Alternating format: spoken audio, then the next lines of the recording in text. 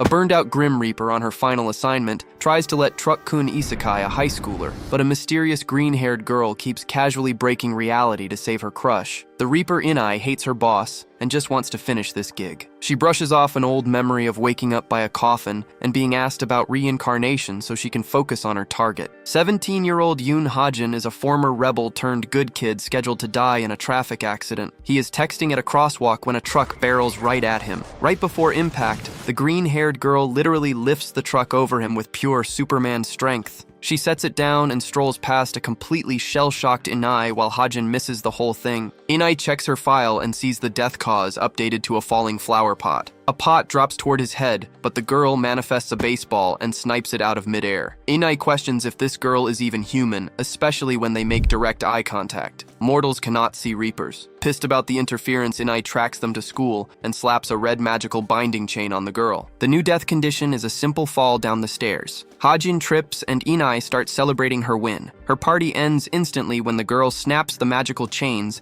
and catches the kid like a helpless anime princess. Hajin thanks her and asks her name. She introduces herself as Aho and turns beet red. Inai finally realizes this massive cosmic disruption is just a high school crush. Things get worse when Aho shoots the Reaper a death glare. Breaking every rule, Aho confronts the invisible entity and demands to know why she has been stalking them all day. Aho keeps staring Inai down, and that's when the Reaper starts to notice something about the girl. A glowing green orb. But before the Reaper can even process what she's looking at, the green girl grabs her by the face. A violent crash shakes the whole school, and we see Aho startled by just how much force she used on Inai, who ends up smashing straight through a door. She tries to make an excuse, saying the other woman was approaching in a threatening way, but decides to go check if she accidentally killed the pale girl. Inai shows some signs of life, groaning in pain, but then starts cracking up laughing, making Aho think she hit her head. The Reaper's actually relieved now, having seen the orb and felt the green girl's strength, since it confirms she's not human. Forming a spectral sword in her hand, she declares that rule number 1 for Reapers is they can't harm a human being. But since the green girl isn't human, there's no problem here, and she's about to wrap this job up nice and easy. Making things worse for Aho, the red chain now wraps around her leg while Inai gets ready for the final blow. Another massive crash rocks the school, loud enough that it even catches Yoon's attention while he's out buying a mountain of snacks at the convenience store. Cutting back to the woods near the school, we see Aho completely wrecked, covered in battle scars. The Reaper shows up, still holding her sword, complaining that she's had a brutal day, all because of this girl. She's also complaining about being buried in work with her bosses breathing down her neck, saying she can't take it anymore, and asks, why exactly protect this random high schooler? That question makes the green-haired girl pause, and she suddenly sees herself with elf ears, standing next to the boy. The final blow misses, and the Reaper's sword goes flying off with Aho's counterattack. The mysterious girl, power glowing in her hands, comments on Inai's bad luck, because out of all the places Aho could have been thrown, the forest was the absolute worst spot for a salaried Grim Reaper, right before tying the woman up with vines. Inai even tries to beg for mercy, but all we hear is a piercing scream. The scene cuts back to the school. Aho rushes back to the classroom and realizes the period's already over, meaning Hajin must have already gone home, except that's not quite the case. The boy appears right behind her and asks where she's been, since everyone was worried about her disappearing. Aho asks why Hajin hasn't gone home yet, and he says he was about to, but ended up seeing her. The boy asks her to hold out her hands and gives her some snacks he bought as a thank you for saving him on the stairs. Completely shy, the green-haired girl thanks him and says she's going to really enjoy the food. Yoon notices the wound on her cheek, and the girl tries to brush it off, saying she just scratched herself on something. Hajin hands Aho a bandage, and seeing that, on top of thanking him, she asks if he's just in the habit of carrying bandages around like that. The boy explains he used to get hurt a lot in the past, and it stuck as a habit. Aho opens the bandage but complains there's no mirror around. And since the boy isn't dense enough to miss the hint, he asks her to come closer so he can apply it himself. The two lovebirds stare into each other's eyes, and as the guy sticks the bandage on her cheek, he suddenly remembers someone. The day's almost over, so the two say their goodbyes for now. As Aho watches the boy walk away, her mind drifts back to the same memory that surfaced during the fight. Her, with pointed ears, saying goodbye to a Hajin in tears, promising him that even if he never remembers her,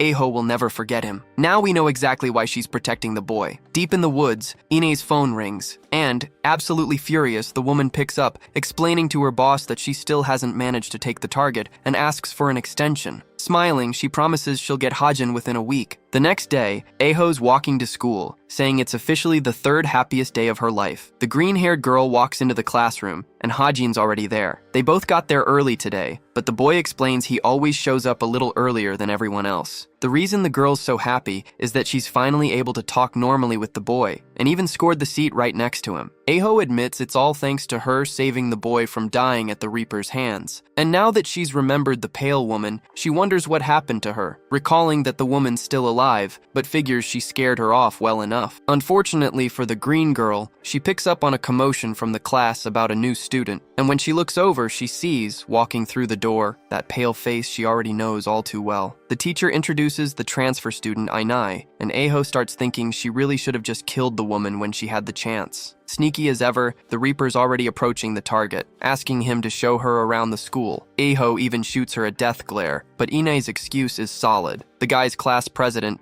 and doesn't look busy right now, so there's not much the green girl can do about it either. Being the shameless gossips they are, the school starts buzzing about the new student, even saying she and Hajin make a cute couple, just to make Aho even angrier, angry enough to send actual chills down the gossipers' spines. Meanwhile, Yoon really is giving Inai the grand tour. They pass by the sports court, the cafeteria, and of course, as they walk along, Aho's trailing behind them from the bushes, with a look that's not scary at all. Watching the two of them, she starts feeling a little insecure, remembering what the other students said about them making a cute couple. A while later, Hajin's heading back to class when a classmate stops him, wanting to know everything about him and the new girl. The one asking is Jiho Seo, a kid with green hair and purple eyes, because apparently that's just normal around here. Hajin says it was nothing special, she just asked for a tour, but his friend doesn't buy it, thinking she's so into him she went straight for his desk. He even tries to deny it, but then to seal his own fate, he mentions they made plans to have lunch together. Total agony for Aho. If that doesn't scream date to Hajin, the guy's genuinely too innocent for his own good. The poor green girl is devastated and decides to confirm with the boy whether he really did promise to have lunch with Inai. Since the answer's yes, Aho gets pretty sad and anxious. So seeing that and remembering the green-haired girl usually eats alone, Hajin decides to invite her to join the two of them for lunch. The sadness vanishes instantly, replaced by adorable joy, so the boy promises to let Inai know all three of them are eating together. A bit later, the two of them go find the Reaper, to ask if it's okay for Aho to join them for lunch. But faker than a counterfeit bill, Inai smiles and says the green girl seems super sweet, and she's sure they'll become great friends. The performance catches Aho off guard, in disbelief that the girl would put on this whole act right in front of her. She even thinks she should have killed the Reaper when she had the chance,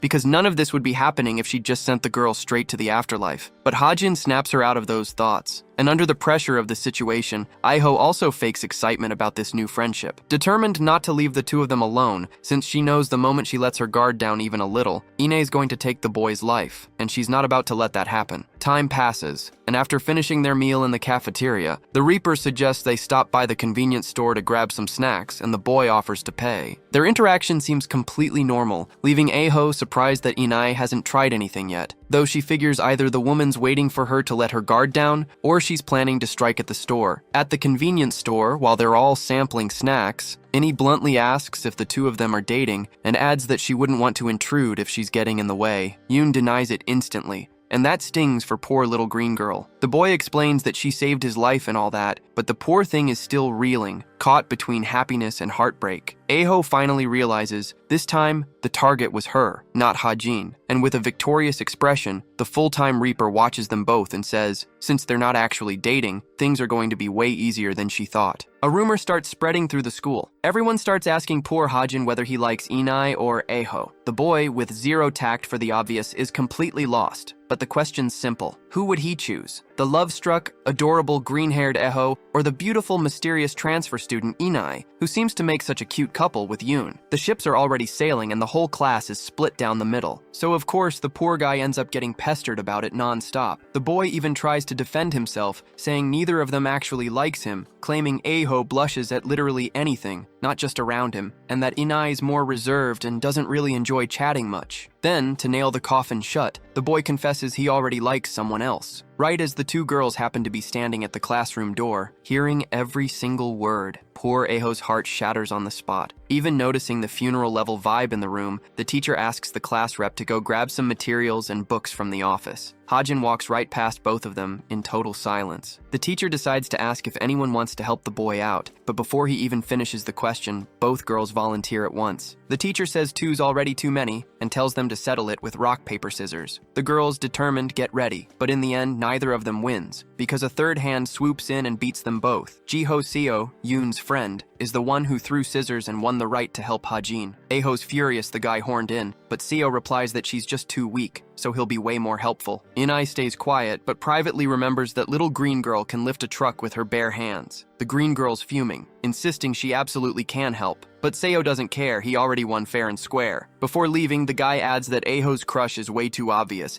and it's putting a lot of pressure on Hajin, and even tells her to cut her bangs, so she can look pretty like Inai. But the disguised Reaper isn't thrilled by that comment, and when she tries to tell the guy to be more polite and apologize, Aho, showing off all the delicacy of a mammoth, delivers one powerful headbutt, knocking the smug kid clean out. Ine yanks the green girl's ear, calling her a stupid mountain spirit and asking if she wants to get discovered by humans. Still mad, she orders the green girl to hurry up and heal the boy, who, when he wakes up in the middle of the hallway, finds both girls already gone, with zero memory of why he was on the floor. Now that the immediate danger's passed a bit, Inai scolds the girl again, telling her to act less like a forest spirit and more like an actual reaper from now on, and the green girl apologizes. With a smile that's hard to read, the reaper says her goodbyes and heads to the office, leaving Aho behind. A while later, on the rooftop, Hajin's chatting with his friend, who still doesn't remember why he passed out, only that they played rock, paper, scissors. Except for some reason, he feels like he shouldn't try too hard to remember what happened. Yoon falls silent, remembering Aho's devastated face, when his thoughts get interrupted by shameless Seo, asking which of the two girls he actually likes. Truthfully, Jiho's just curious, trying to figure out how the guys never felt drawn to someone like Inai, or at least to Aho. Given the guy's reaction, the friend probably should have just kept quiet, but not even afraid of dying, he asks if it's true that Yoon actually loves someone. The kid turns beet red, and his friend's genuinely shocked that this guy,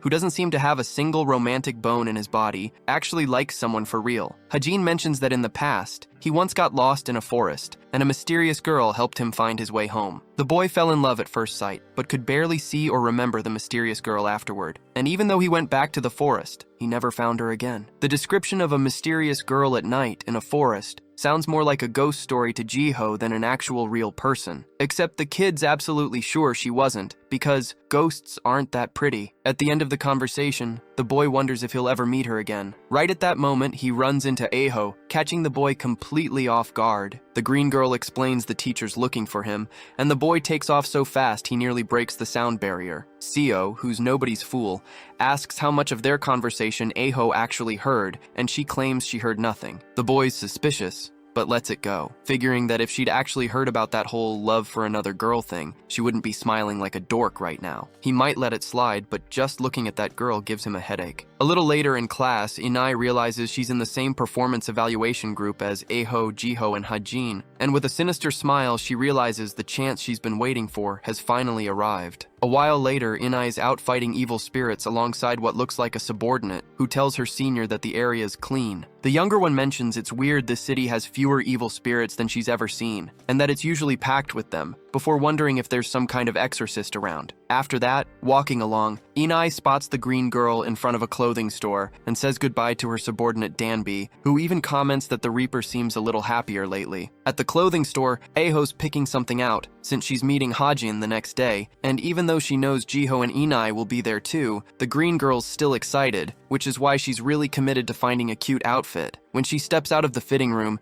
she's a full mess. A glittery vest, a pearl necklace, a turtleneck, and a purple skirt, a sight that leaves the Reaper completely shell-shocked. Inai doesn't even hesitate, ordering the green girl to take that off right now, poor thing. The full-time Reaper is now apparently helping style the green girl's outfits. The first pick is a super cute look, but a bit too much. The second is more comfortable, kind of romantic, but something still feels missing. After throwing yet another outfit at the green girl and telling her to pull her hair back, the Reaper herself starts wondering why on earth she's helping with this. Basically, it was just so she wouldn't look weird walking around next to someone wearing that clashing outfit the girl had picked on her own. Still, she realizes what she's gotten herself into now, but decides to just push through it this once. To break that train of thought, Aho calls out to her and shows off a casual look that turns out actually pretty cute and simple, enough for a study session. Inai approves of the look too, though the green girl still thinks the other one, the K-pop star at the circus look she'd picked herself, was cuter. But the Reaper just ignores that and tells the shop clerk to set that outfit aside for purchase. The pale girl gets the idea to ask if the green girl can even pay for it, and the girl confirms she can. Except she then reveals she was planning to pay with a medicinal ginseng root. Reluctantly, Inai ends up paying for her friend with her own card. Now, outside the store, the pale girl decides to ask why Iho likes a guy who doesn't even seem the tiniest bit interested in her. For the Reaper, it's strange to keep chasing someone who already likes someone else. But the angry green girl shouts back that he just doesn't remember her right now. But one day, he will. Inai finally connects the dots in her head. This is the part of Hajin's file that got skipped over, and now she understands the girls always watched from a distance, never getting close out of fear of some misunderstanding. So, deciding to press right on that wound, she says she pities the green girl. She asks what's so great about someone who doesn't even remember her. The day he remembers might never come,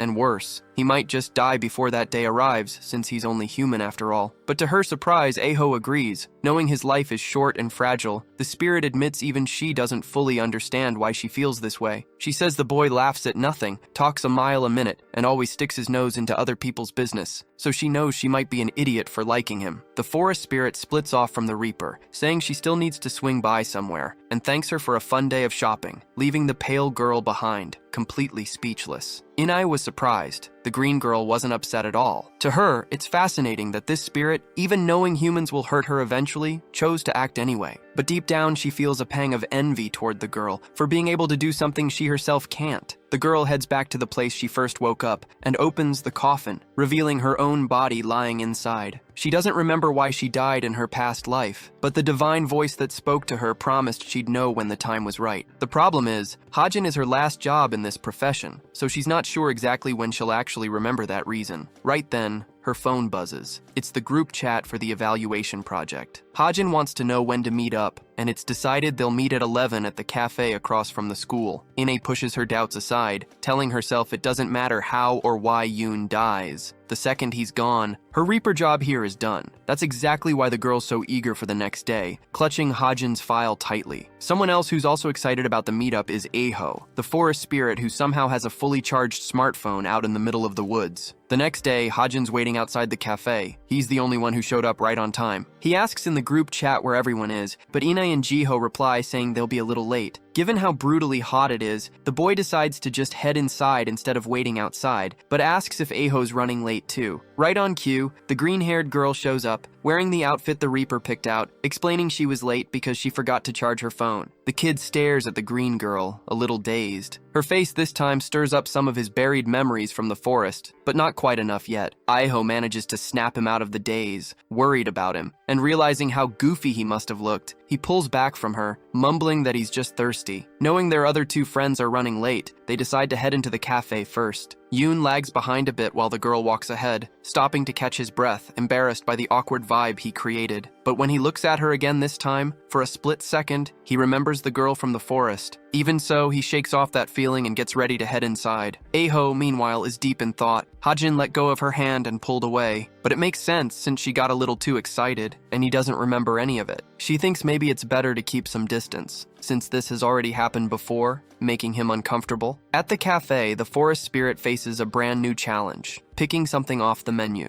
The barista even asks if she's decided yet, but Aho simply doesn't understand a single item listed there. So in a panic, she just orders whatever Hajin's having. A few seconds later, she's holding a tiny little pitcher, about the size of her thumb. The girl's baffled that all the other drinks are so huge, while hers is this mini pitcher. Either way, she just chugs the whole thing at once. It's her first time trying coffee, and she absolutely hates it, saying she can't understand how humans drink something this awful. When Hajin comes back from the bathroom and sees this pathetic scene, he asks why she chugged the espresso, since that shot was actually meant for an affogato, ice cream with coffee poured over it. After a little while and a quick explanation, Aho finally understands how to properly eat the dessert, and now she thinks it's delicious. But Hajin asks her to also try his iced coffee so her mouth won't stay dry, and the green girl's face physically recoils at the bitterness of the drink. The girl turns red just thinking about how this counts as an indirect kiss, and lies, saying it's delicious. Hajin, proving once again he has zero grasp of subtlety, gets disappointed she doesn't seem more bothered by it. Probably for him, it's because he's now noticing how much Iho resembles the girl he actually likes, and he feels guilty about it. Seo shows up, and Hajin, already stressed out by a tension that only exists in his own head,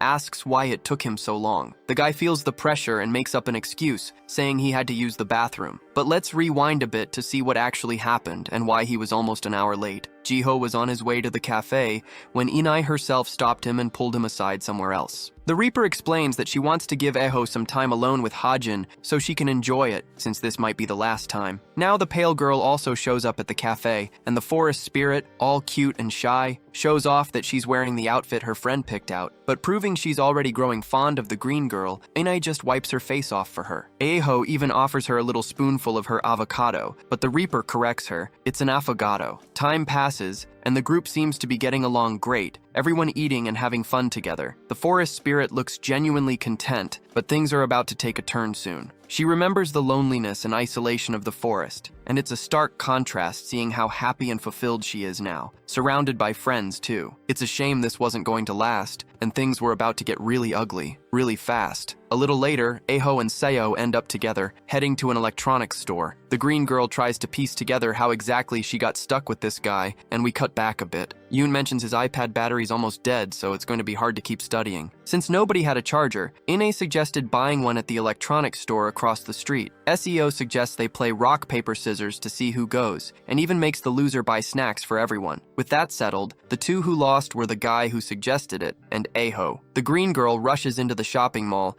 sprinting from store to store trying to find a charger, and Seo himself figures she's just scared Inai might be getting cozy with Hajin. The green girl hurries to leave. She knows full well that her friend is planning to kill Yoon, so she can't afford to waste time leaving the two of them alone. Trying to calm his friend down, Seo flicks her forehead and tells her to relax, since neither of them is actually dating. Inai's actually the one rooting hardest for the couple. With that flick, Eho glares at him furiously, wondering if she should just finish this idiot off right here, while the guy gets all nervous, thinking it's some kind of crush, but really it's just his body panicking, terrified of taking another deadly headbutt. The green girl decides to let the flick slide and heads back to the group. Except that's exactly when things start going south, and a commotion catches the forest spirit's attention. Getting closer to the shocked crowd, Seo notices something's wrong with the cafe they were just at, and it's enough to freeze Eho's heart solid because the cafe's on fire. Seo tries calling both of his friends, but neither picks up. The green-haired girl, meanwhile, leaps straight off the upper floor of the mall below. Inside the cafe, Hajin tries to open the door, but it's jammed and the handle's scalding hot. And to make matters worse, both their phones just died from the overheating. Apparently, they'd both had their headphones in and hadn't noticed the fire starting. Except no, Inai's earbuds weren't even plugged in. Smoke starts filling the room, and Yoon realizes he's losing consciousness from lack of oxygen. Even so, the boy's got a good heart, and he's still trying to save Inai, who meanwhile is smiling victoriously, saying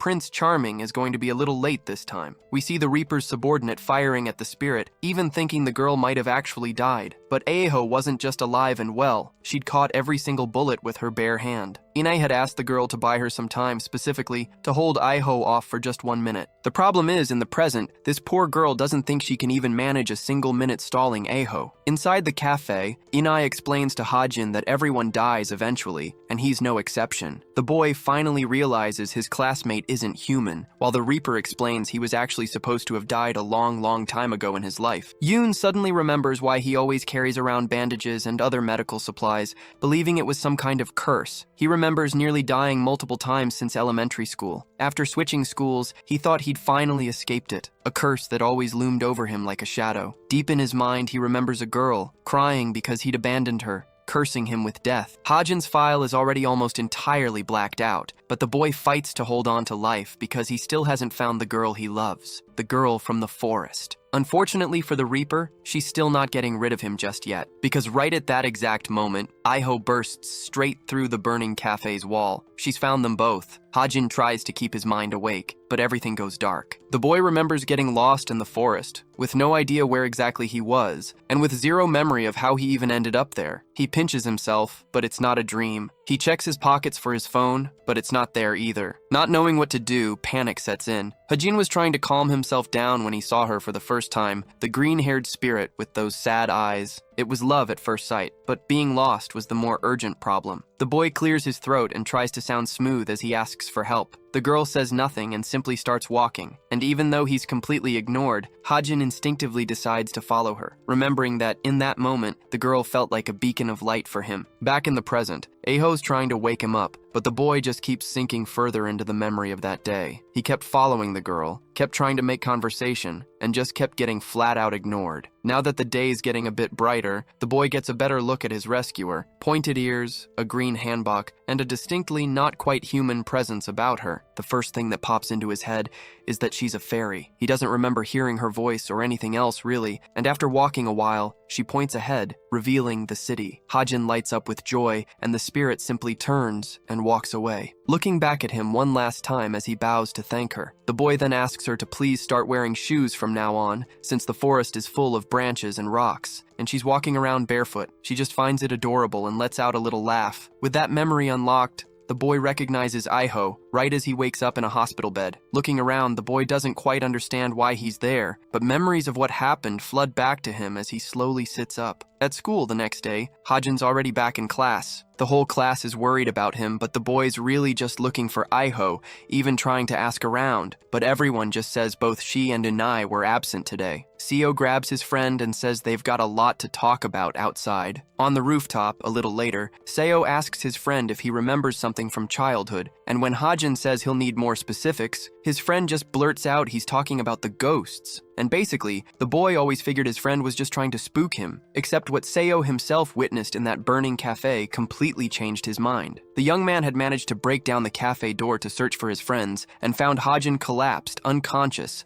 suffocated by carbon dioxide. While dragging his friend out and trying to wake him, Jiho remembers Inai had also been trapped in the flames, but when he turned to look for her, he saw Aho beating the girl in midair, who summons that same sword and slices off the forest spirit's arm, drenching Jiho in blood. Jiho's the youngest child on both his mom's and dad's side, so he's been thoroughly spoiled and pampered his whole life. The kid's only ever known the best of everything, so witnessing that chaos was the single most jarring thing his little brain had ever processed, and he ended up passing out shortly after. SEO explains that neither of the girls could possibly be human, otherwise they'd be dead, except nobody ever found any bodies. And worse, he mentions he saw Aho leap off the top of the mall just to save the boy from a burning building. After hearing all this, Hajin's made up his mind. He needs to find Aho. At the school office a few days later, the boy tries, but they initially refuse to give him her address, since it's private information. But seeing the boy's hopeless expression, the staff member promises she'll at least try to get permission from the green girl's legal guardian to share it. Even with a spark of hope,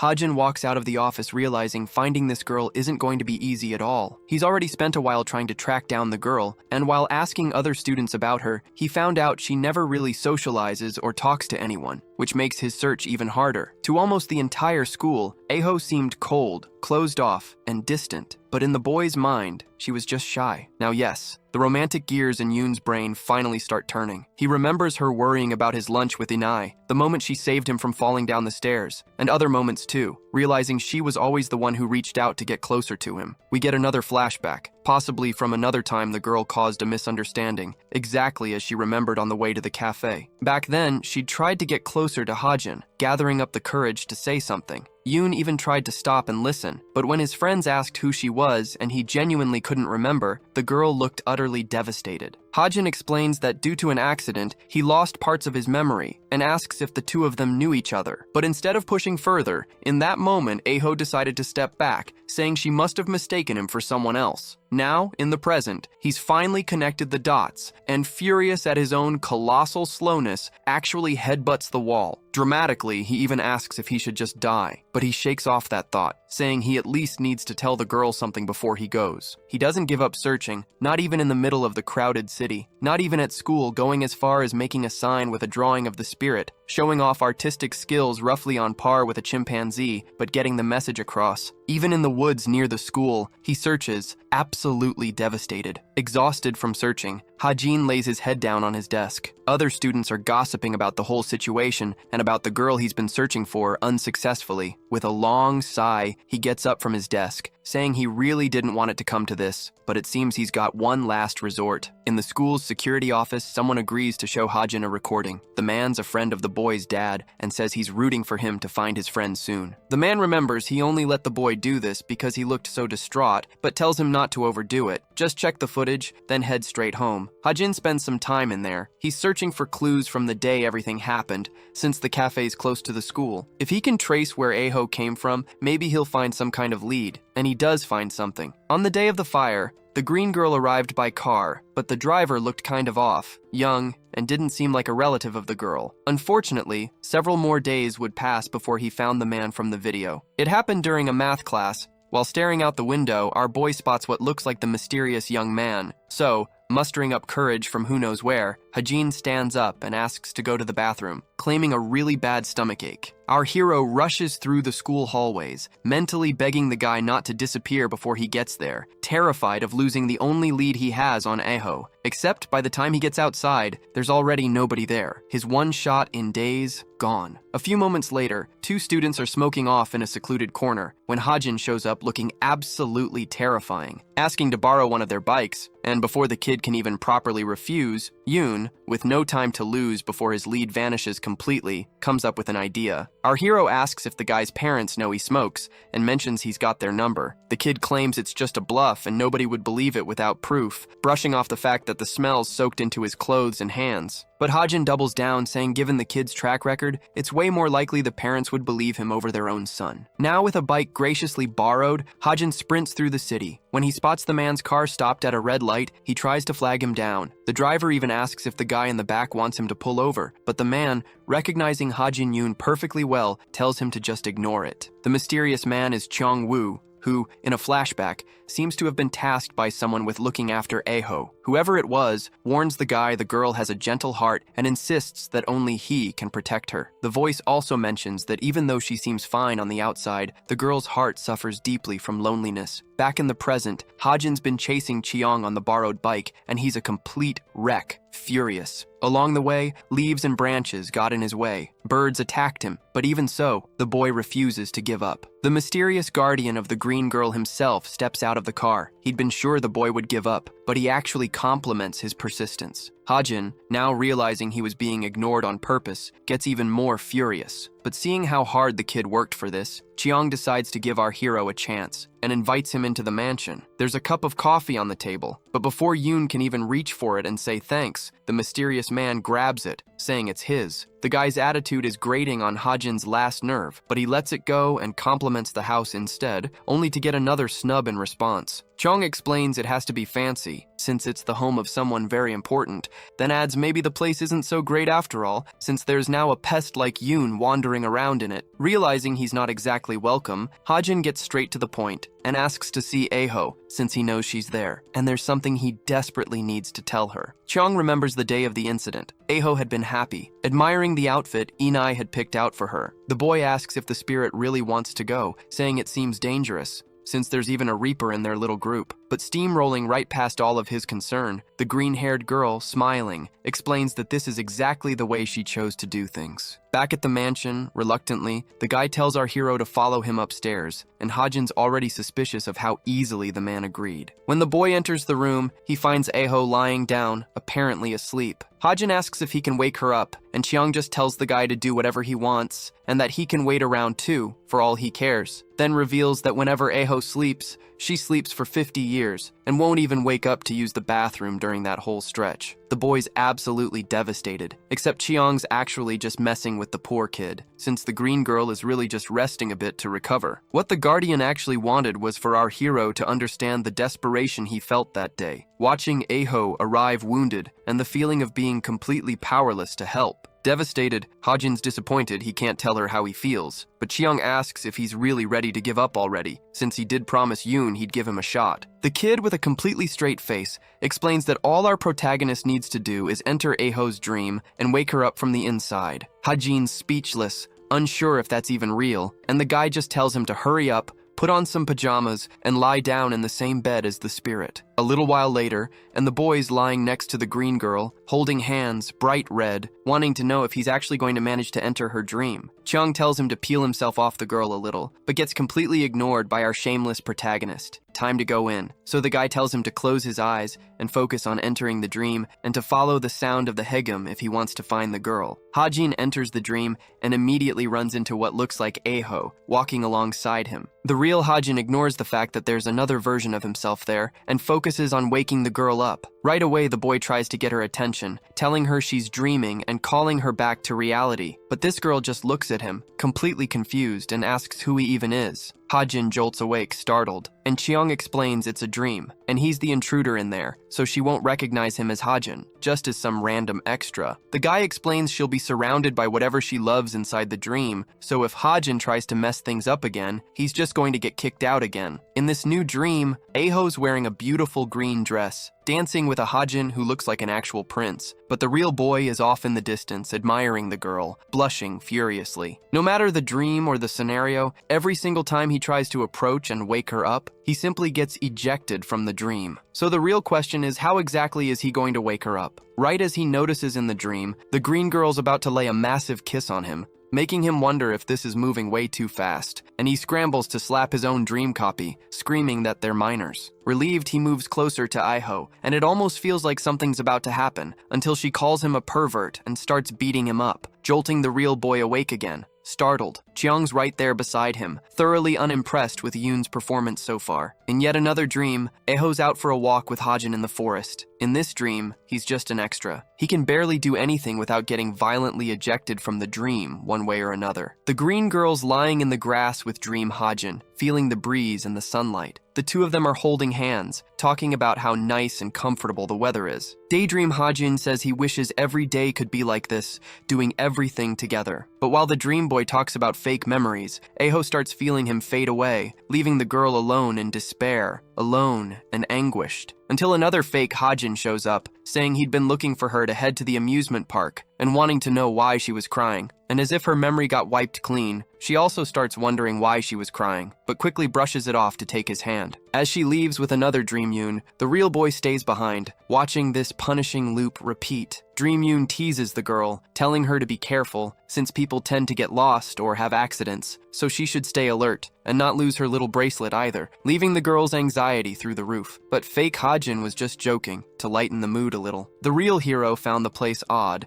since it didn't quite look like an actual amusement park, but more like a castle. Dreams are built from experience, so since Aho's never actually seen a real amusement park, this park is just whatever her imagination could piece together. In the dream, the girl tries cotton candy, and says trying it was always her dream, even explaining to fake Yoon that the taste is like real life. Once again happy, Aho wishes this moment could last forever, and once again the moment that happens in her dream, things go from bad to worse. While the girl asks to go on one of the park's rides, two of Hajin's acquaintances show up, asking who this girl is. This scene feels familiar, and worried, these memories briefly resurface, right before the boy lets go of her hands, saying he doesn't know the green girl either, leaving her behind, just like before. The girl starts following the mirage through a crowd, desperately wanting to be with the boy, not left behind again. The city is loud and stinky, unlike the forest, and all this chaos leaves her desperate, upset about being left behind again, forgotten and abandoned all over again. At that moment, she bumps into a big teddy bear holding a little heart-shaped balloon. Aho apologizes for bumping into it, but the bear simply extends a hand. The moment the green girl takes the bear's hand, the two of them float up into the air, and the mascot, who we can already tell is the real Hajin, snaps his fingers and lights up the amusement park with dazzling lights, leaving the girl in awe. Yoon thinks that if he can influence Aho's dream, his actions might be able to change things for the better and wake her up. The park transforms from gray and noisy into a festival bursting with color and life. The girl asks to go find Dream Hajin down on the ground, but the bear just tells her to stop worrying about just one friend because they're together this time, and asks for just 30 minutes to have fun with her before handing her back to the fake boy. And the girl agrees. The park now looks a lot more like a real one, colorful, full of confetti. The little bear tries putting bunny ears on Aho, but she throws them away. They ride a bunch of attractions together, but the girl keeps making the exact same blank, distant expression the whole time. Hajin offers her an ice cream, and the girl tries it, still a little downcast. So, worried about her, he asks if she really didn't have any fun. The girl tries to say it was fun, but she can't quite hide her sad expression and admits that really all she wanted was to be with Yoon. And while she did genuinely have fun, she still wishes she'd gotten to ride all these attractions with that friend instead. The bear stays silent for a moment before asking, does it really have to be that guy? He doesn't get why he's so important to her, even smiling right after leaving her behind. To the little bear, the guy just isn't worth all that effort. After saying that, Hajin already regrets it deeply, convinced the girl is just going to eject him from the dream again. Except actually, the girl remembers. Hajin Yoon himself already said that exact thing to her once in the past. Aho confirms the bear reminds her of the boy too, sensitive and a little bit moody, and comforts him, saying that even though it might look like she's suffering because of him, it's something she chose, so it's really okay. The forest spirit says she's lived for many, many years, but never really had the will to actually live, just doing whatever she was told. Or at least that's how it was, until this friend showed up and showed her that she had feelings of her own too. And that's exactly why, for Aho, she needs him to truly live, even knowing full well he doesn't need her. Remembering how they always end up drifting apart, the girl wants to know how she'd even manage to get close to him again, since his life is going to be just a fleeting breath compared to the eternity she lives through, meaning she could lose him at any second. She's scared of getting too close too fast, and of him pulling away or even coming to hate her, and she knows it's selfish of her to keep chasing after Hajin without even considering how he feels. But the bear cuts in, saying she's wrong. He never avoided her because he was uncomfortable. He pulled away in that moment simply because his heart was racing, that's all. Hajin also explains he never hated her, leaving the girl confused,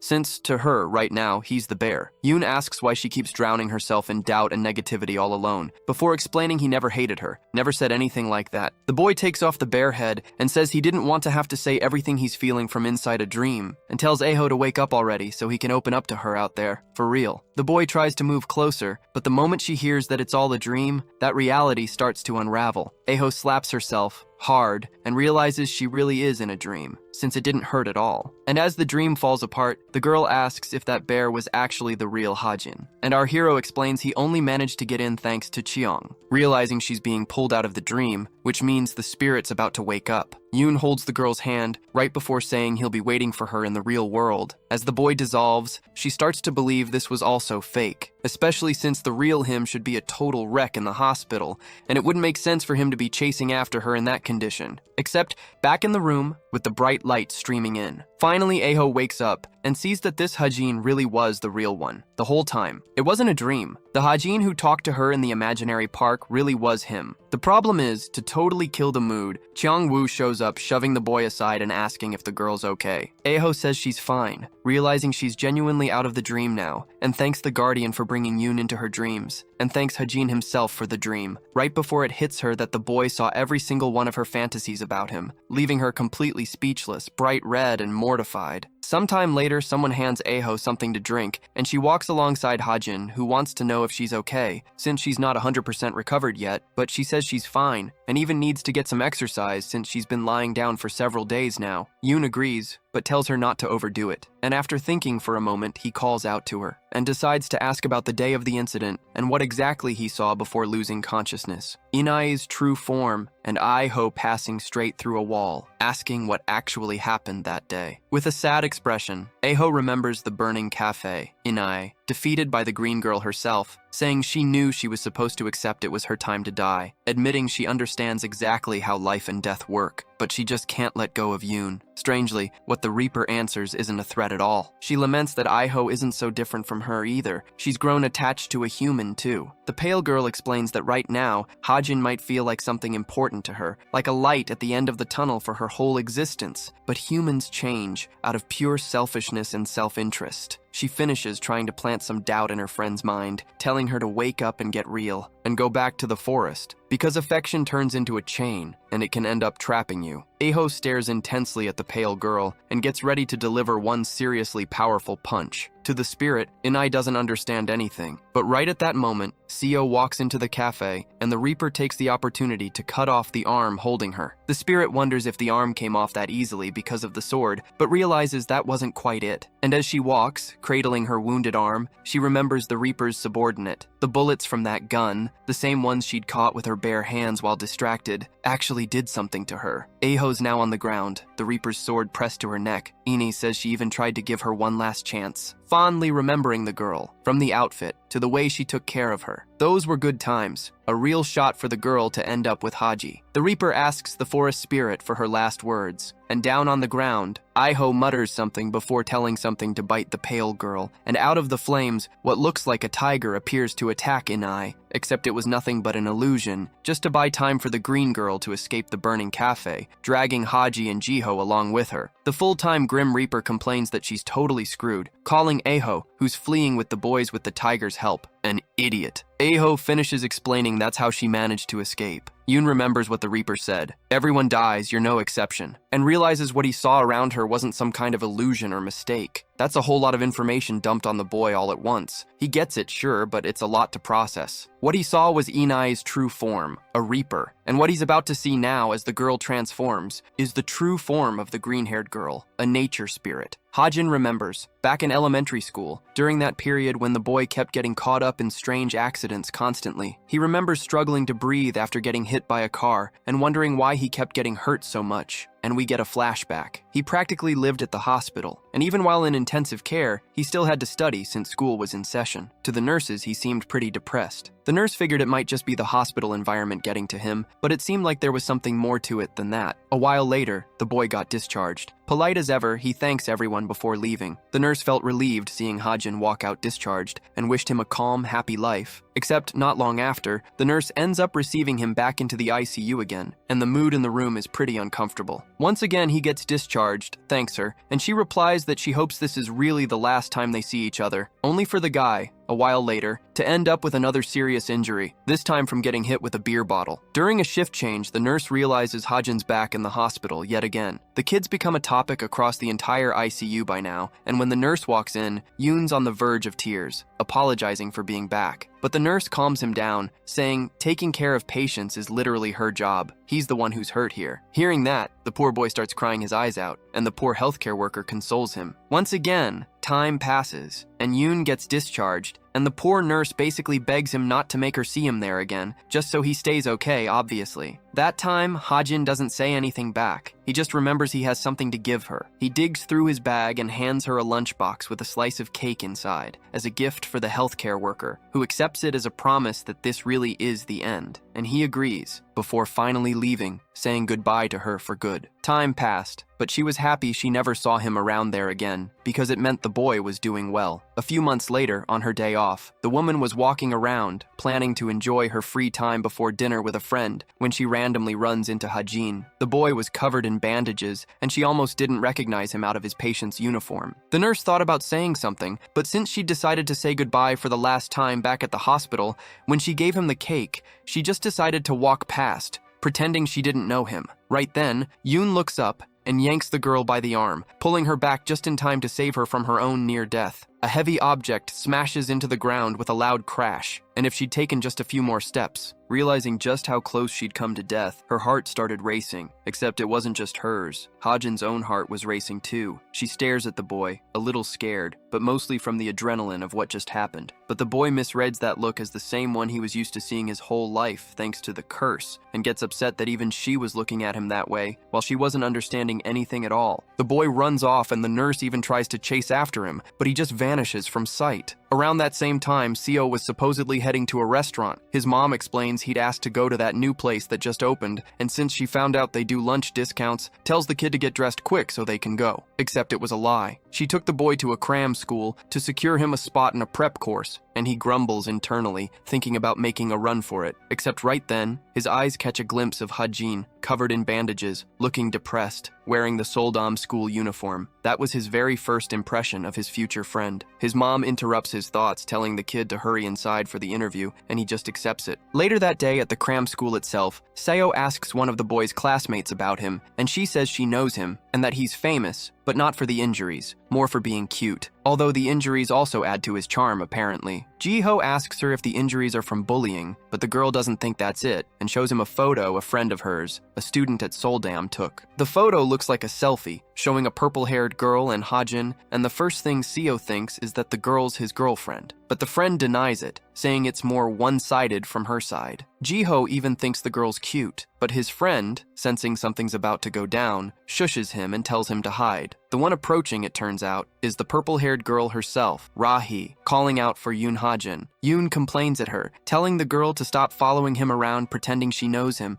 and following him all the way to the cram school since he doesn't want to talk to her. The purple-haired girl, for her part, makes a scene, asking if it's really that easy for him to just say it's over, that it's really truly over, and Hajin fires back, calling her selfish, refusing to listen. The argument heats up, while Seo and his friend watch the whole thing unfold from the sidelines. Rahi looks pretty devastated by what the boy said and starts crying. She slaps him, and dripping with sarcasm, thanks him for putting up with being friends with such a selfish, petty girl this whole time, before storming off furious. The two classmates end up feeling kind of bad for the girl over the humiliation, and decide to sneak into the cram school quietly before they get caught or the bell rings. That's Jiho's second impression of Yoon. Outside, Rahi is inconsolable, sobbing and furious at the guy who won't even hear her out. Unfortunately, a car doesn't see her step out, and the girl gets hit. Back at the cram school, someone announces that today's snack is hamburgers, one per person. Seo's classmate gets excited over the possibility of it being a shrimp burger, a thing I only just found out exists, and tries to snag Jiho's portion too, except the guy tells her to stay away from his burger. Once again, Seo catches a glimpse of his future friend leaving the room and gets curious. Hajin looks absolutely terrible. He'd just gotten a message that the purple-haired girl had an accident, and whoever sent it blames the boy for what happened to her. Jiho finally catches up with Hajin on the cram school stairs, introduces himself, and asks if the guy doesn't want his snack burger. Yoon's completely devastated, so he says someone else can have it, and Seo even considers just leaving right then, but stops, and decides to sit down next to the gloomy boy instead. Hajin asks what's going on, and his future friend explains it's like this is his one and only shot to actually talk to the guy a little. Yoon's already getting ready to leave, wanting to know why he'd even bother talking to another student, right before walking off. Even so, the boy doesn't want to leave the lonely kid alone, and follows him up the stairs. And when Hajin asks why he's being followed, the kid's excuse is just, "You're not the only one allowed to use the stairs, golden boy." Unable to win that argument, Hajin climbs the stairs in silence, but the anguish takes over. The boy still feels cursed, believing he puts everyone around him in danger all the time, just like what happened with the nurse. Because of that, he turns around and tells the other boy to back off, saying anyone who gets close to him always ends up hurt, before showing off his badly burned arm. Hajin explains that anyone who gets too close might end up in an accident or get hit by some heavy object. The boy continues, saying he wouldn't be able to do anything if the kid got hurt because of him, so he asks him to just back off already. Seo stays behind after that, wondering if it was some kind of joke, even thinking the kid's going through that phase of thinking he's some edgy protagonist, basically the Chunabu thing. Except the wounds and burns were completely real, and everything looked genuinely serious. For that reason, from that day on, Jiho started getting actively avoided by Yoon, who always ran from his persistent classmate, who kept coming after him day after day, until his friend nearly gave up. After all, they weren't even friends, so there was no real reason for him to care about the other guy, or worry about whether he'd be lonely for the rest of his life. Luckily for this friendship, a memory involving a girl with long, straight green hair made Seo unwilling to leave his classmate all alone. Sometime later, Yoon was walking home when he heard fast footsteps. Jiho was running full speed after the boy, who, seeing this, tries to run again. But his classmate really isn't willing to give up, and asks if Hajin's really just going to keep running forever. Even further back during Seo's childhood, someone in another apartment played piano every single day, a girl with long, straight hair. And from his own apartment, even a bit far away, he could always hear that practice session that lasted exactly 1 hour every day. It annoyed the little kid at first, an irritating noise he could hear even locked in his own room, but it always stopped after exactly an hour, and even though it bugged him, things would soon change. The sound became a constant soundtrack, Never missing, never late. So much so that, after a while, he actually started looking forward to hearing the piano. He'd run home from school, toss his backpack aside, and rush to open the apartment door, just so he could catch the melody echoing through the building in time, even feeling relieved whenever he made it on schedule. Sometimes he'd open his bedroom window to listen better, and even started commenting on which songs she picked, whether he didn't like them because they didn't match his taste, or when they did. One day the boy comes home and gets confronted by his mother, disappointed with his grades, saying he clearly wasn't even trying, and he heads to his room. SEO actually was trying, and he wanted better grades too. He always believed that if he put in the effort, he could at least do well in piano. But his mother never really had much faith in him, and always suggested the boy have a backup plan. To him, that was the same as saying he had no ability or talent whatsoever. And with that total lack of support, he gave up on piano. Unfortunately, Jiho felt like he wasn't even good at studying either, which left the boy feeling completely useless. Right at that moment, the neighbor's music starts up again, and the boy recognizes just how well she plays, feeling a real pang of envy toward her talent. But that day, some of the notes came out a little off, and the melody stumbled here and there, showing Jiho that even she made mistakes, as if she somehow knew exactly what he needed to hear. The boy loved that sound, something human, perfect precisely because of its little flaws, and even with the mistakes, she still played through her entire daily practice session. And after that day, he grew to love listening to her even more. While studying, he even started wondering who was playing, since it seemed to be the neighbor downstairs. And he even thought about going out to the balcony just to shout compliments at the end of the song, deciding against it, since he knew people would just think he was crazy. The day after that one, when he got to the building, he saw a girl with long, straight green hair standing by the elevator door and asked her to hold the door for him. The girl holds it, and thanks to that, Seo gets in and thanks her, recognizing her uniform from Manhua High School. The elevator stops on the 6th floor for the girl to get off, and with that, Jiho realizes she's the neighbor downstairs. He also notices she dropped some sheet music and rushes to let her know. The girl had her hair tied back with a flower and green eyes that resemble Aho's, though her hair was a bit darker. And with that, Jiho finally put a face to the mysterious pianist, who thanks him and steps off the elevator. The doors close and the elevator continues up to the 7th floor, where the boy lived. SEO rushes home and darts straight into his room, just in time to hear the music start. The boy remembers the girl's face and convinces himself it really was the downstairs neighbor playing every day. And so it went, until 1 month later, when it was time for her to play, the music sounded strange. Several wrong notes in a row, which worried the boy. The next day, he saw her walking into the building, head down, eyes glassy, sad and distant. She climbed the stairs, and Jiho followed her, noticing when the girl passed right by her own floor. Seo even thought about calling out to her, catching up to her, but decided against it, figuring he might be overthinking things and that she might just have some business on another floor. Besides, he didn't feel close enough to her to just strike up a conversation like that, so he let it go. When he got back to his room, expecting to hear her play that day as usual, the boy opens the window like always, just in time to see the girl falling, passing right by him, without saying a single word. There was no music, just a dull thud that echoed through the room and drew the attention of a few people on the street. The kid watched from above, and after a dead, heavy silence, screams and chaos erupted on the street, people calling an ambulance and asking what happened. Jiho saw the girl's face and stepped back from the window, feeling his legs go weak and the world spin until he collapsed to the floor in a full-blown panic. After that day, the boy had a recurring nightmare every single night, in which he'd be near the building stairs, watching the girl walk up, pulling away, trying to call out to her, trying to stop what happened, except every time he managed to reach her in the dream, she'd dissolve right in front of him, right within arm's reach, and all that remained was the sight of her, sprawled on the street. Years later, and the nightmare still repeated, jolting the boy awake in terror, alone in his room and consumed by guilt. But now it was different. While chasing after Hajin, the sad, hurried boy, he remembers the green-haired girl on the stairs. He talks to the girl in his mind, saying he enrolled in a cram school and saw a boy covered in wounds with a sad look in his eyes. At first, he was just going to ignore the kid, but every time he saw him climbing the stairs, he remembered the pianist,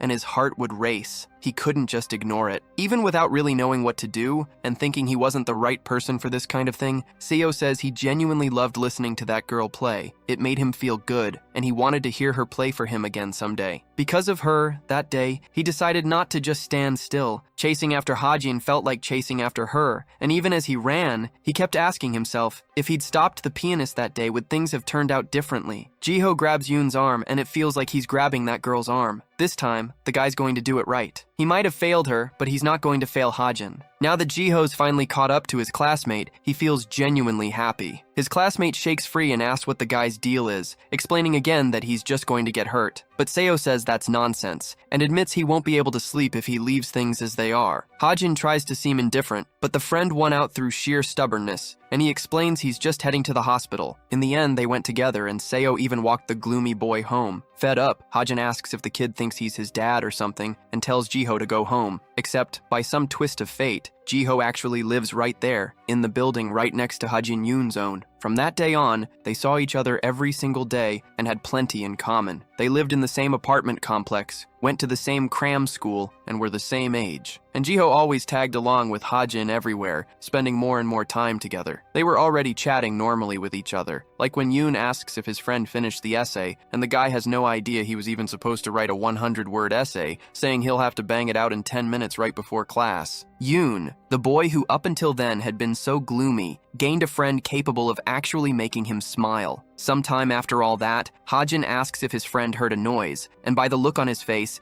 Jiho heard absolutely nothing. But the boy swears he heard a really loud scream. Hajin explains he's been hearing strange noises lately. Screams, crying, metal being dragged. Basically, the entire ghost story sound effects checklist. The boy went to the hospital to get checked out, then called his friend to fill him in. And basically, the doctors couldn't find anything wrong with him. Yoon even bought some medication, but because of those noises, he can barely get any sleep. Exhausted, he tells Jiho he'd almost rather they'd found some kind of illness in him, because at least then there'd be some treatment. And his friend just tells him to try to get at least a little rest. SEO also mentions his mom bought some aromatherapy candles to help with sleep, and asks to give a few to the boy. They hang up the call, and Hajin's home alone. Of all the voices and sounds he hears, the clearest one is always a woman's voice. And this time, he hears it again. Except now, it sounds like it's coming from outside his room. The problem is, he's home alone. The noise gets louder, like someone's knocking on the door, and determined to figure out where it's coming from, the boy gets up, arms himself with a box cutter,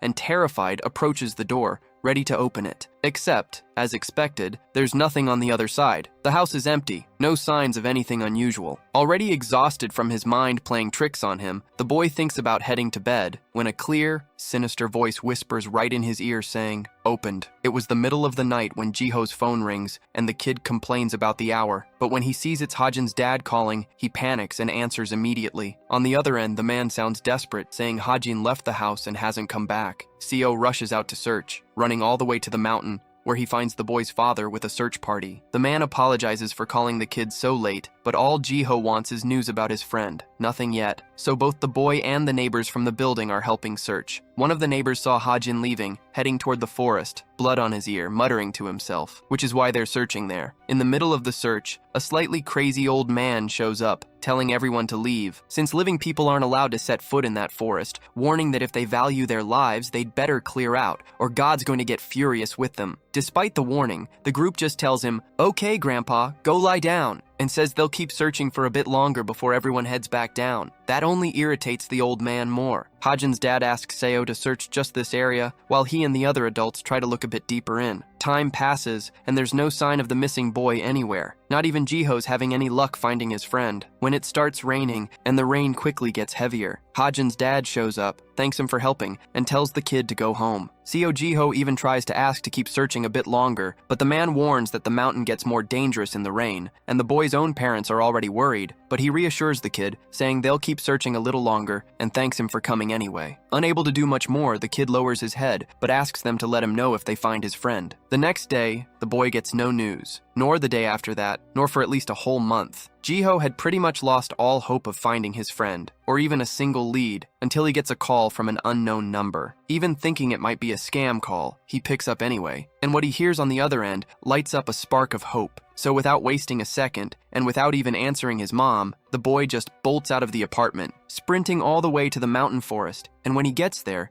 he finds Hajin, his friend's back, happy, without a single scar, burn, or wound anywhere on his body anymore. The boy was barefoot, and when Jiho asks about his shoes, he just says he gave them to the fairy who showed him the way home, and that if it weren't for her, he'd be dead. Yoon's blushing hard, talking about the fairy and how much he wants to see her again. But to his friend, the guy had clearly lost a few screws out there in the woods, and even so, he hugs his classmate, happy that Hajin's back and alive. Yoon says he got lucky that a hiker lent him a phone, and he only called his friend because his dad never picks up unknown numbers. Now, since the boy's dad has Jiho's number, they decide to call the man to let him know the kid's alive and well, while Aho watches from a distance, happy about the reunion. We fast forward a bit in time, a new school, a new academic year, students coming and going, and that's when Iho decides to show up, as a student too. From the school rooftop, the girl watches Hajin walking by and leaps down to talk to him. A little while later, she's back in the woods, upset about being rejected, which made sense since the boy didn't remember her, and she couldn't quite get the words out right. The green girl was down, unsure if she'd get another chance, and watching the other students, she sees a young couple exchanging gifts. The conclusion she draws is that humans get closer by offering each other gifts, just like the offerings she receives as a spirit at the edge of the forest. Iho walks up to a vending machine and even considers just smashing the glass and taking some snacks, but remembers Cheong told her not to take things that aren't hers, or she'd end up in jail. With a seed in her hand, she decides to give him flowers instead, and using her spirit magic, makes the seed grow and bloom, remembering that back in the forest, the boy had liked pink flowers. Except now, looking at the gift in her hand, the spirit doesn't think it's such a great present for the boy anymore, since there are flowers literally everywhere, even in the school's flower beds. Either way, there wasn't much time to think it over, since Hajin was already right there. So she figures it's best to just give him the gift and worry about it later. The problem is, before she can do anything, a hooded figure bumps into Aho, knocking the flowers to the ground and stepping right on them. Watching her gift get ruined and seeing the boy looking happy, surrounded by friends, just like he'd been with her, the forest spirit decides to just give up for now. After that rough first day, the girl heads back to Chiang's place, who welcomes her home. But the moment he catches sight of her sad expression, he immediately gets furious,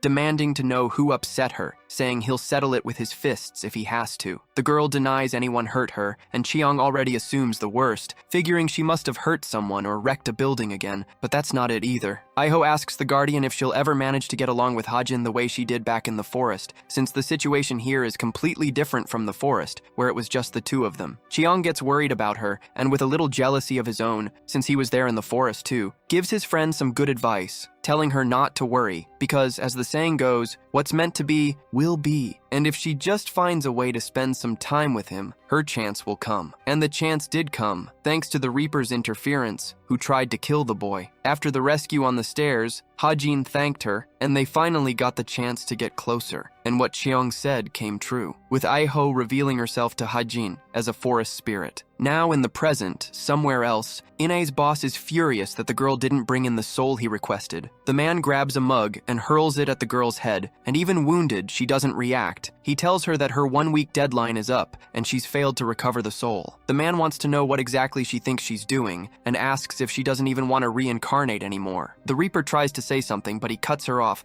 warning this is her last chance. With a forced smile, Inai accepts and storms out of the office, furious, because she knows this job was actually that jerk's responsibility, not hers. The man only knows how to talk and complain, because it was actually his job to find the little green spirit, not hers. And maybe if he'd been the one to find Aho, things would have turned out differently. Later, at an abandoned building, the Reaper walks in and meets up with Danby, wanting to know what's going on there. The blue-haired girl first asks if Inai wants something for the head wound, but she declines, saying it'll heal fast. Getting straight to the point, the Reaper subordinate decides to ask her senior if Reapers can actually die, and startled, Ine notices a body lying there and asks if it was the girl who killed it, but Danby denies it. Seeing the blood on the body, the girl can barely process what Danby's saying, since up until now she had no idea a Reaper could even die. Near the body was a torn-up file, making the name hard to read, but the blue-haired girl notices the surname and asks if it has anything to do with the girl's target, since on the paper it clearly reads Yoon. Even though it's a common surname in Korea,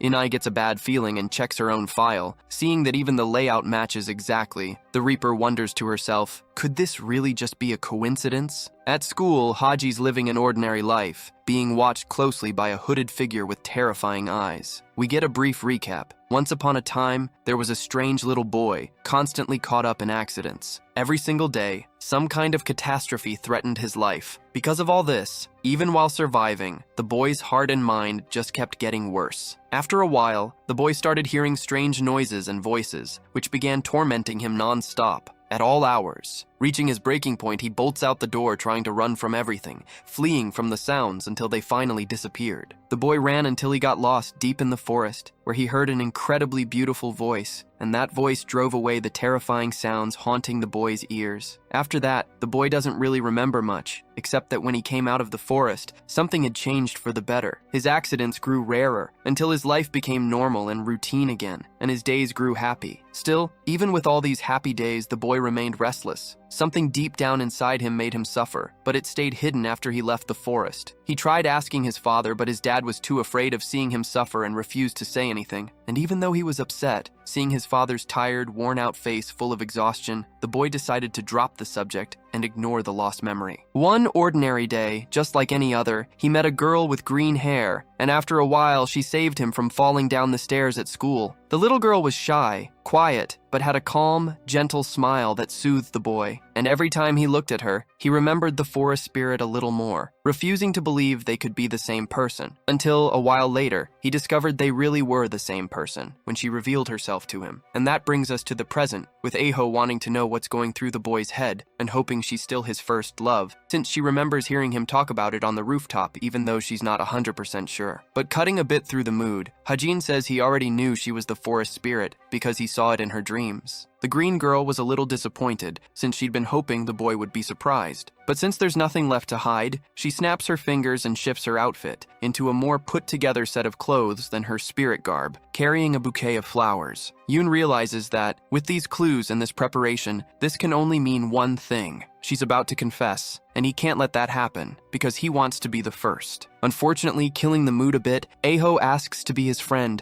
throwing him straight into the friend zone out of nowhere, leaving Haji more confused than anything else in this world. The girl, completely red, explains herself, saying she wants to get closer to the boy, who tries to ask if they're not already more than friends, because he wants to be more than a friend. But the girl, redder than a tomato left out in the sun, asks again if he'd agree to be her friend, and Haji at least wants to understand the reasoning behind the friend zone. Heart racing, Aho points at the boy and says he only likes her as a spirit, but hasn't developed anything for her human form yet. Yoon tries to make sense of that, asking if the two girls aren't the same person, but to her, the situations are completely different. In her mind, he didn't like student Iho because he never even talked to her. Sure, he didn't have his memories, and he even tries to argue that point, but the green girl keeps going, explaining that in the forest it was just the two of them, and the moment he came back, he started hanging out with other groups of friends, leaving her a little jealous. With that much cuteness packed into her reasoning and reactions, Hajin holds back a laugh, which makes the girl furious. Aho continues, saying that since she's always lived alone, she doesn't know how humans reconnect with each other, so she thinks she might have ruined everything when she rushed things that day at the cafe, and while explaining further, she wonders one thing, is the guy laughing again? But he denies it. After explaining that she wants to get closer to him as a human too, the girl asks if he'll accept being her friend. Haji's a little disappointed, but then some slightly misaligned romantic gears start turning in his head, and he realizes that if they start out as friends, he could end up being Aho's first friend, first boyfriend, and first husband. That way, even if he ends up gone one day, and she goes on to spend her life around other humans, at least the boy would have left her with good first memories to hold on to. With that airtight logic locked in, Haji accepts the bouquet of flowers and shakes on it, officially counting her as a friend from here on out, right before tucking one of the flowers into her hair, leaving her absolutely radiant.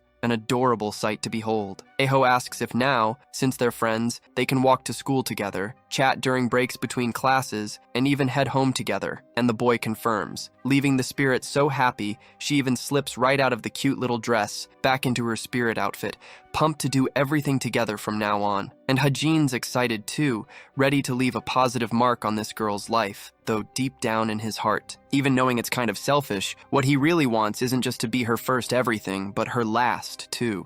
Morning breaks the next day, for both Aho and Hajin. The two of them get ready, each in their own way, and even though their morning routines are pretty different from each other, seriously, she hugs a teddy bear first thing in the morning, while the boy washes the breakfast dishes, both getting dressed in their uniforms, ready for this new beginning. With everything set, Haji says goodbye to his dad, while Aho says goodbye to her guardian. The two lovebirds meet up, and our boy compliments the little ribbon the girl decided to wear, and Aho mentions Chung was the one who helped her pick it out. He also comments on her hair being tied back with her bangs pushed to the side, and the girl replies that she did it because he seems to like her more with her hair pulled back, since he never really paid attention to her when she had bangs, leaving the poor boy having to explain that he likes her no matter what. At school, the class is buzzing about the return of the girl who always used to hide her face behind her bangs. One of Hajin's friends walks up to talk to the green girl, and since she wasn't really part of this friend circle before, Aho half thinks she's showing up for a duel. But the girl just explains she'd been worried after seeing what happened with the cafe, and is glad to see she's okay, completely disarming the forest spirit, who ends up with a mix of happiness but also embarrassment for having assumed the worst about the girl. Behind Hajin,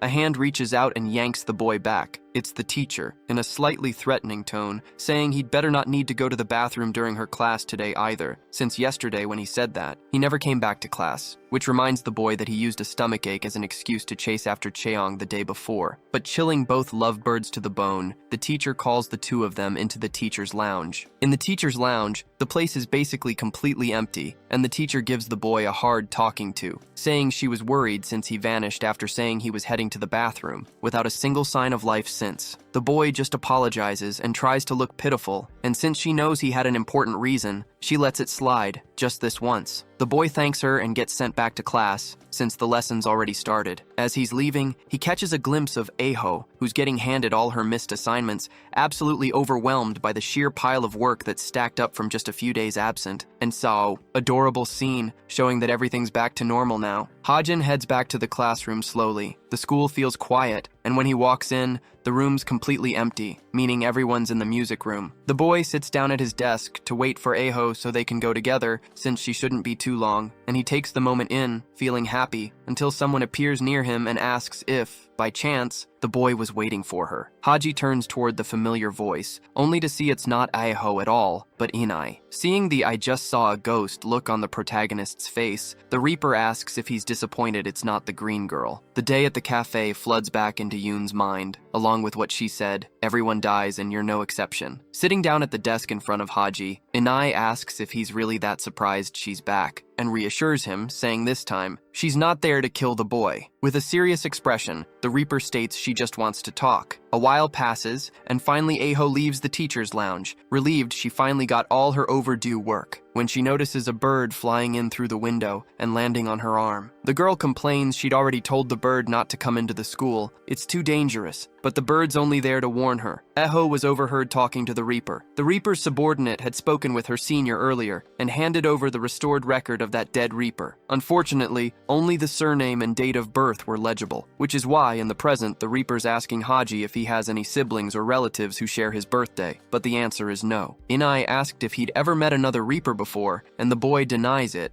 saying the pale girl was the first. She sighs, saying she's even more confused about something now, and since the boy has zero context, he's confused too. Inai stands up, saying she already got the answer she could get here, and the boy asks if that's all, making the girl ask if he wants her to stay longer, but he says no. Under the desk, the boy had a box cutter ready to defend himself, but the Reaper had already noticed, and explains again that she's just there to talk, and has nothing more to do there. Except that wasn't quite true. The Reaper reveals her arm, covered in talismans, and, looking deep into the boy's eyes, says she knows she's been a headache in these kids' lives lately, but her own life has also been an absolute hell, and a literal headache, because of them. Right at that moment, Aho appears, winding up for a powerful punch aimed at Inai, but the Reaper simply dodges, grabs the green girl's head, and slams it violently into the desk, furious. Heiji lunges with the box cutter, but the girl catches the blade too, and staring deep into the boy's eyes reminds him that he's just a human. With some kind of hypnotic power, she says that if the boy cooperates, at least his death will be quicker, and asks him to end it by his own choice, and stop dragging everyone else down into the hole with him. Heiji thinks of the nurse, of the girl who got hit by a car, and even of his best friend who suffered when he disappeared. and lets go of the box cutter from the Reaper's grip. Heiji thinks about his friends and about Aho, wounded right there, and under the influence of the negative thoughts Inai's been planting in his head, he refuses to let anyone else get hurt because of him, bringing the blade to his own throat, on his own, to Aho's complete horror. Something stops the boy's hand mid-act. A mysterious man, complaining that kids these days are way too emotionally fragile, snaps Heiji out of this spiral of thoughts with a flick to the forehead. The man says if the boy died, the mountain god wouldn't be happy at all, and standing beside Hajin, faces off with the Reaper, who can't see the man,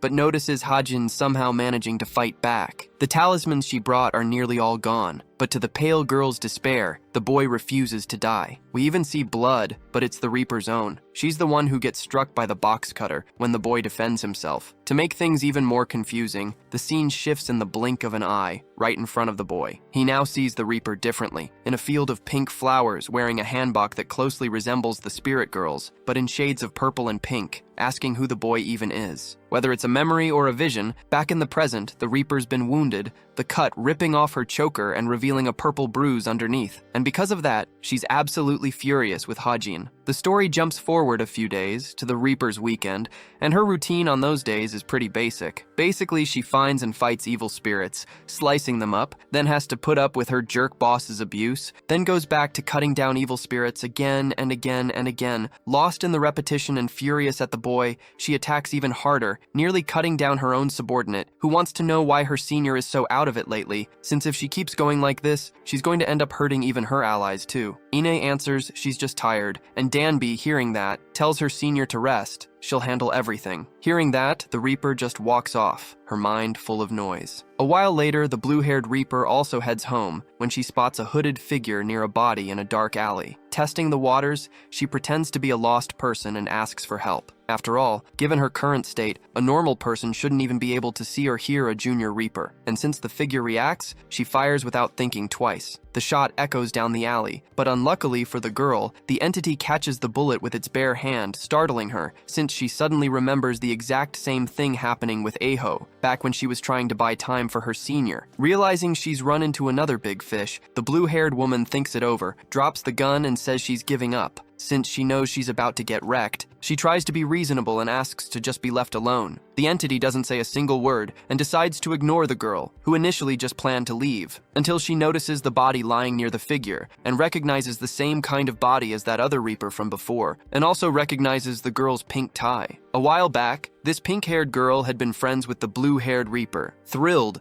that there were only 2 more souls left to collect before she could reincarnate. She says since she's reincarnating first, she'll wait for her friend. Danby asks the pink-haired girl what she wants to reincarnate as, and she answers that while she was still alive, she was rescued by a member of a rescue team, and she wants to reincarnate as a cat because he loves cats. That way she'd get to stay close to the man every single day, and be spoiled by him. Danby's face says it all. Her friend was definitely a bit odd. Either way, the girl says her friend in blue was the only real friend she had, and asks her not to take too long reincarnating, and Danby, smiling, tells her to go ahead and reincarnate, and wait for her there. Remembering her friend, Danby couldn't just walk away and ignore this. So, taking advantage of the hooded figure being distracted, she slices its head clean off, and to make sure, empties the entire clip into the body too, thinking of her friend the whole time. Unfortunately for the blue-haired Reaper, even that wasn't enough. The creature stands right back up to finish the job, even headless, while the girl laments that if she'd known it would end like this, she wouldn't have turned down going to that festival with her friend. Nearby, in the middle of the street, Haji and Inai run into each other again, this time by pure accident. It turns out, a few hours earlier, while the Reaper was still out hunting evil spirits, one of them got genuinely terrified of the pale girl and jumped off a building trying to escape. Ine chased it for a long stretch until her throat was completely dry, and while falling right behind the spirit, all she could think about was taking one nice cold sip of something. From up above, the Reaper spots her target running, terror in its tiny eyes, and dives straight down for a precise fatal strike, which, by pure coincidence of fate, lands right in front of Hajin, creating an incredibly awkward moment. Seeing Inai staring right at him, the boy panics, thinking that after the spirit, he must be next. except the Reaper herself couldn't care less about the boy right now. Her throat's dry, and she desperately needs something to drink. But when she reaches for her pocket, panic sets in. She'd forgotten she lent her wallet to Danby earlier to buy something to eat, meaning she's completely broke. Lucky for the girl, salvation is just inches away. Hajin's holding a cup of something right there, so promising she won't kill the boy this time, Inai asks for just a sip. Ever since she introduced herself to the class as a transfer student, Inai's always worn turtlenecks, which the boy had already noticed. Even on the day they went to the cafe, and Aho offered her an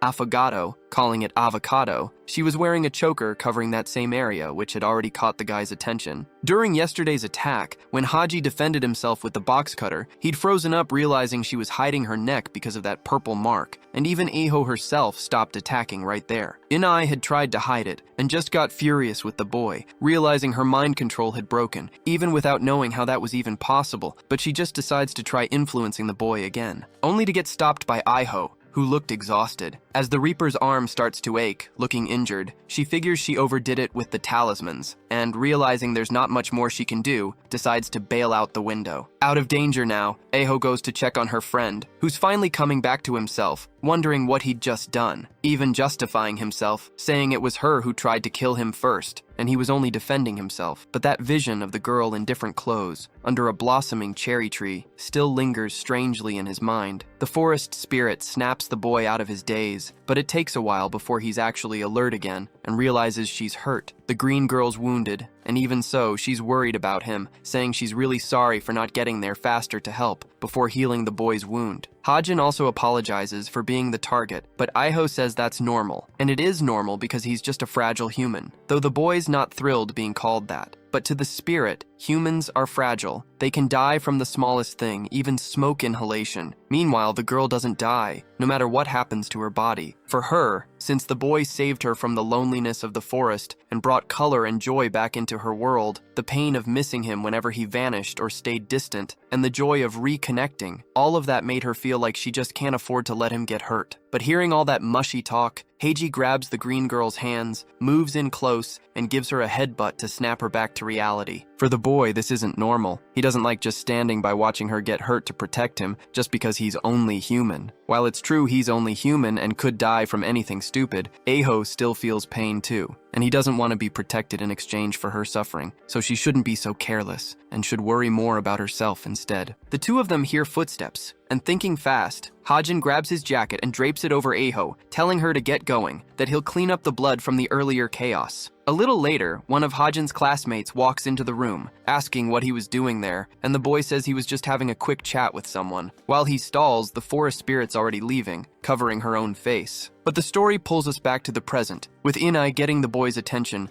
the day after the fight that revealed her purple neck to Hajin, except a little earlier than that. Yoon was heading out onto the street, wondering if Aho had made it home okay, since when he tried to visit the girl, there was no sign of anyone there. The protagonist is worried about the forest spirit, but he also can't stop thinking about Inai's purple neck. And that's exactly when an evil spirit comes sprinting toward him, fleeing in terror from the Reaper, and the pale girl drops right out of the sky and eliminates the creature, landing right in front of the boy, filling him with dread, which quickly fades when he watches her rifle frantically through her pockets, finding absolutely nothing, before looking completely devastated. Right before she can run off, Inai's eyes land on his drink, and in exchange for not killing the boy, she asks for a sip. A little later, the two of them are sitting in a plaza, the Reaper's happily sipping her drink, thanking him, because even though killing the boy is technically her job, she was raised right. But when she turns to talk to Hajin, she realizes the boy's completely zoned out. Hajin's thinking about Iho getting hurt, worried about having just let her leave like that the day before, right after the fight. Luckily, Inai snaps him out of it, thanking him again for the drink, handing the cup back to him. The Reaper's impressed the kid didn't just bolt right then, but the boy explains that even if he ran, she'd just chase him down and catch him anyway. Hajin takes the drink back and is about to take a sip, but a flock of birds swoops down at him, making him drop the cup, which shatters on the ground, revealing the juice had been poisoned. Realizing she's been caught, Inai just gives a little smile and says, "Oops,"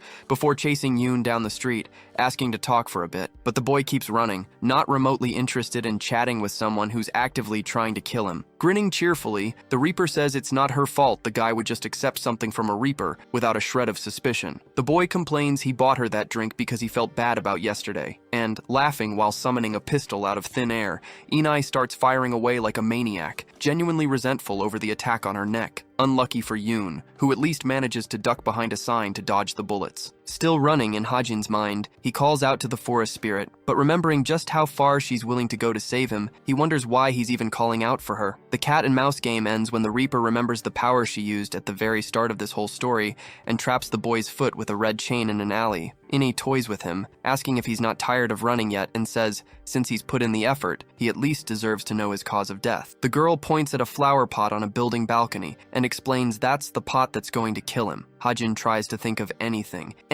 other than Iho, and remembers the vision he had of Inai wearing a hanbok under cherry blossoms, saying he remembers seeing her in a blue hanbok under cherry trees before. The girl gets distracted, caught off guard, and just as the pot starts falling, the red chain snaps, letting the kid dodge at the very last second and save himself. It was insanely close. The pot shatters, but at least he's alive. Except this isn't the moment to celebrate. The Reaper's staring him down, dead serious, and the boy realizes he's really, truly screwed now. And the chase continues. Hajin's back to running from the girl, screaming that it's all a misunderstanding, while this time she's not playing around at all, sprinting after him fully focused on the target, who begs her to go easy on him. Just this once, since he wasn't thinking straight. The Reaper manages to catch up to Yoon and grabs him by the hood, except the timing couldn't be worse, because they end up stopping right in front of the alley, right where they stumble onto the scene. Danby, brutally under attack by the hooded figure, and in that same alley, right next to it, the body of the other Reaper. Inai releases Hajin and, drawing her sword,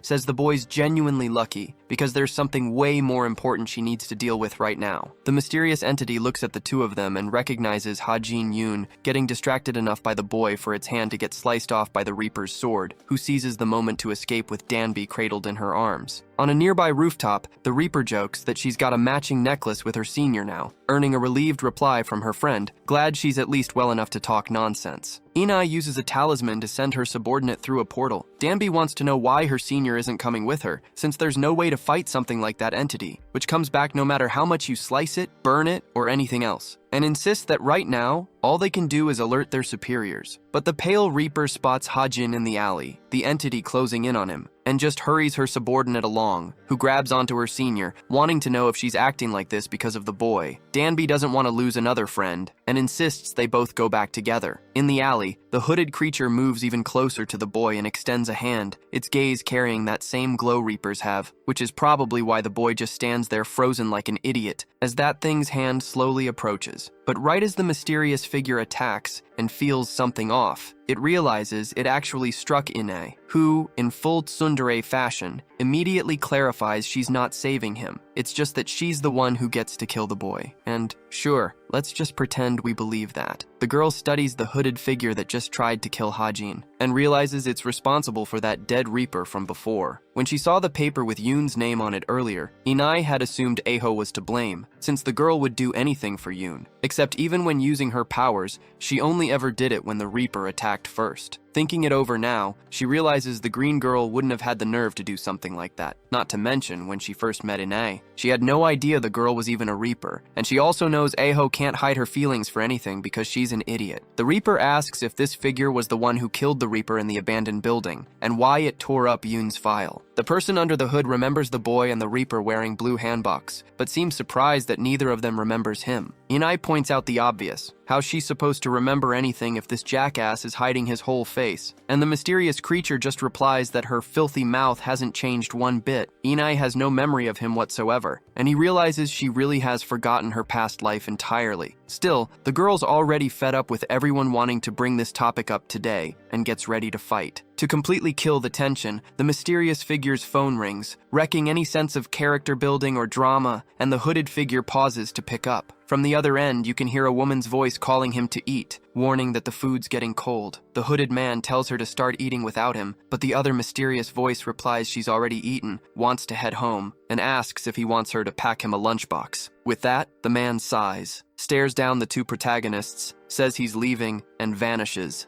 leaping across the rooftops. After that thoroughly confusing encounter, Hajin lets out a sigh of relief, except the Reaper still wants answers, and yanking the boy by the collar demands to know if that whole blue hanbok thing means they actually knew each other in a past life. Inai asks about her own past life, and whether the boy knows how she died, while noticing the bleeding still hasn't stopped, and that hooded figure must have something to do with it. Due to the blood loss, the Reaper loses consciousness and collapses onto Hajin's chest, who tries to wake her up, but doesn't even know where he's supposed to put his hands on her.